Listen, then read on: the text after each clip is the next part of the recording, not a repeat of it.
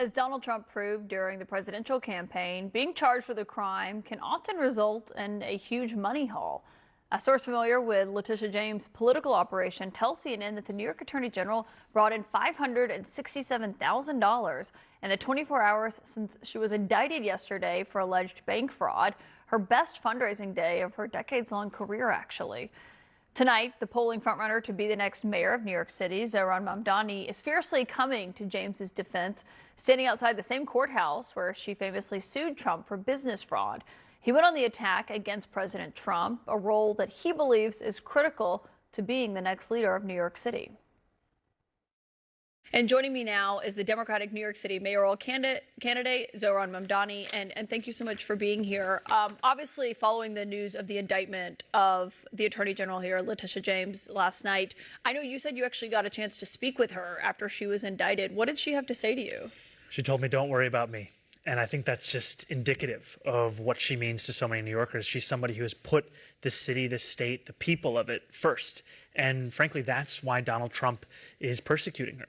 It's because of the fact that she looks at everyone in this state, everyone in this country, as being held to the same standards of the law. And she held Donald Trump to that same law.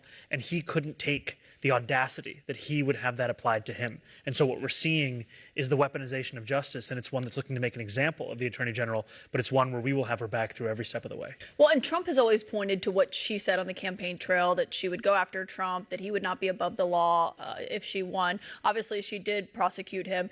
He's gone after you multiple times as well. He's called you many things, including, quote, a communist lunatic, which I'm sure you're well aware of. Yeah. Do you worry that he might try to come after you as well? Look, I think we've seen, whether it be with James Comey, whether it be with Attorney General James, that this is not something that Donald Trump is going to stop at any one individual. It's a feature of his political agenda, and it is the only thing that he can quite deliver on in this moment. And so I know that when he makes these threats of denaturalizing me, deporting me, arresting me, these are ones that he may intend to deliver on. And yet it is also the price of standing up to that administration that many of us are willing to pay if it means actually standing up for New Yorkers. Do you prepare for something like that if he does try to come after you in terms of that? Well, I mean, when I was speaking to Attorney General James, she said, "I have the best legal team around me." And that gave her confidence. And I think many of us will have to take those same precautions. But what is so alarming is that in this moment, when we are seeing authoritarianism plain and simple, the weaponization of the Department of Justice, we have other candidates running for the same seat that I am, the mayor of New York City, like Andrew Cuomo, who can't even bring themselves to issue a statement with the names Tish James or Donald Trump. And just this morning, while I was standing alongside people who've been on the front lines of this fight, be it Congresswoman Nydia Velázquez or Maya Wiley or the Speaker of the City Council, Adrienne Adams, Andrew Cuomo was on TV refusing to denounce Donald Trump's persecution of Attorney General James and refusing to describe that as political when it's clear for all of us to see. And he put out a statement last night, obviously, on her indictment.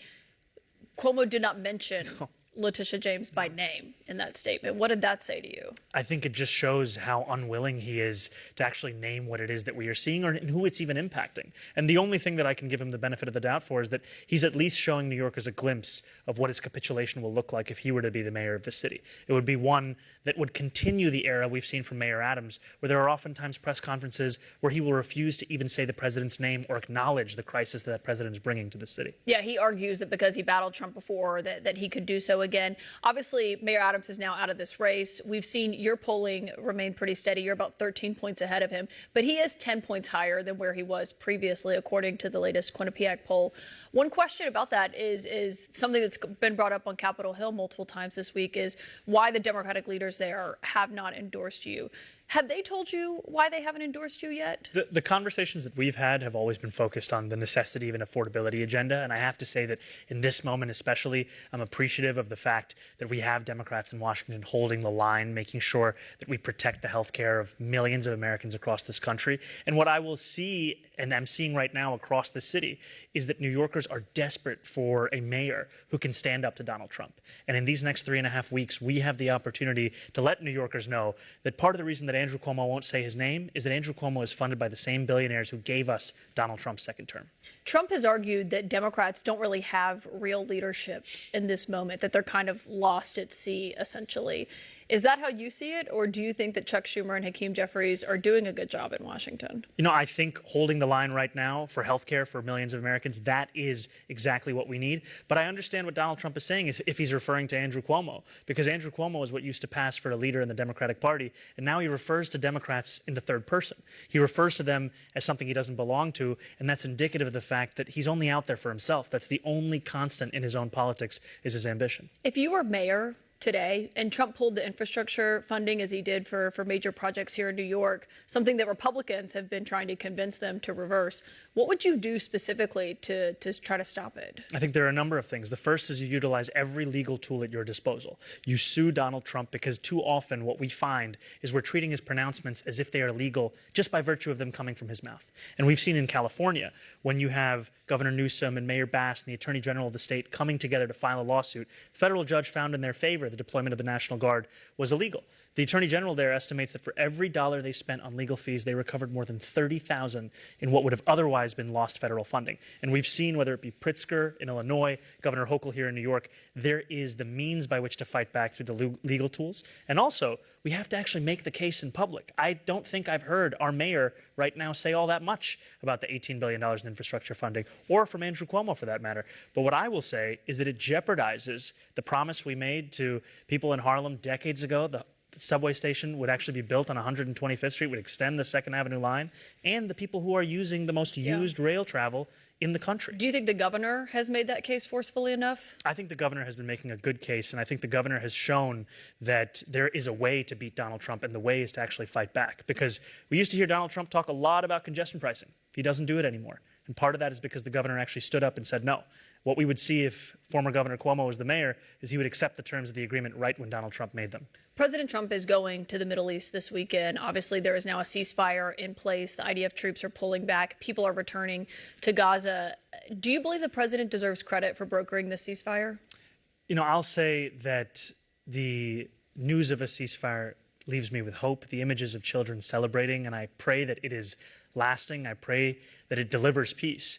And I think that the question of praise should come in the enforcement of this ceasefire, because what this agreement can never do is erase what the last few years of tragedy have been for so many, whether it be Hamas's horrific war crime of October 7th or the Israeli government's genocide of Palestinians since. And what we are talking about is no agreement can bring back the rubble or make it whole. It can bring back entire bloodlines that have been erased. It can bring back hostages that died in captivity. And so we continue to both mourn and remember what has occurred and hope that the future will look far different than it. So at what point would you decide that he does deserve credit for it? If the genocide ends, then I think that's something worthy to be praised. And if the hostages are returned, those things together have to be done in tandem. So you think maybe in a week after you see if the hostages are returned, the fighting is continued to have ceased, that then maybe at that point you would give him credit for this? I think if it sustains, yes. And the fact of the matter is that the hostage families themselves said everyone for everyone. They reminded us of the universality of what a resolution could look like. And we have to ensure that there's a universality in the delivery and the enforcement of a ceasefire so that we can actually build a peaceful future as opposed to one that elides over the injustice that's become a constant. I ask because I spoke to a Palestinian American last night. We've had him on the show multiple times. He has a lot of family living in Gaza, has a lot of family that was killed in Gaza over the last 2 years. He said that this ceasefire gave him hope in a way that he hasn't felt in 2 years. And you had called many times ceasefire now, repeatedly since October 7th. And there is a ceasefire in place now. Yes, and what I'm saying is that I want it to last. And I think that the praise comes when it is delivered. And there's a lot of news about it. The images are incredible of seeing these children celebrating. And I want to make sure that it is something lasting. But I do think this is what people have been hoping for. It's just that there have been so many false starts along the way. And we have to deliver this. And I'll tell you, as someone who's looking to be the mayor of the city, to represent this city, my responsibility is to this city. And recently I was speaking with a Palestinian New Yorker who told me how he'd spent decades saving up to build a house in Gaza and how it was destroyed by the Israeli military in just one drop of a bomb, and how his son and his daughter-in-law live in Gaza today with their grandchildren, and how his son called him the other week and said, he gave the phone to his grandkid, and the grandkid said, "I'm hungry." And this man told me I couldn't do anything for him. I couldn't send him anything. And so the news at the prospect of that child being able to eat, that family being able to live a life of safety, that is news that fills me with hope. I just want to make sure that it's real. Zohran Mamdani, thank you for joining us tonight. Thank you so much for having me. Really appreciate it.